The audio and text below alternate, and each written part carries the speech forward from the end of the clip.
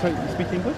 Yes. Ah, yeah. Well, I don't know what to say, but do you really think that you are going to be next to any other like international organization, like the United Nations or? I cannot comment on that. Ah, yeah. I don't know. Yeah.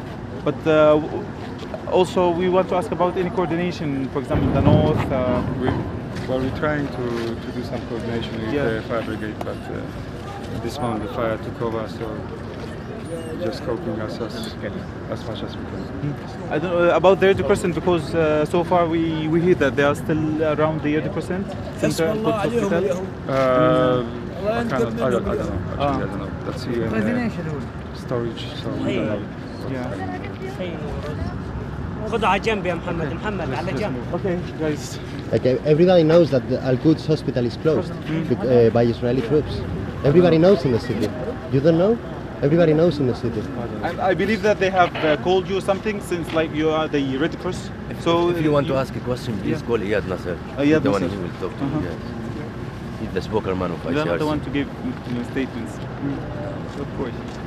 As you can see, more than 1,050 people are dead now, and so far being neutral in this way is so negative. But anyway, again, these are the ones the international community have gave them the right to come here and try to save the civilians in the war and in this kind of situations. And so far they can't give comments. They can't make any comments. It's clear. Yeah, it's clear. It's clear that they are so neutral.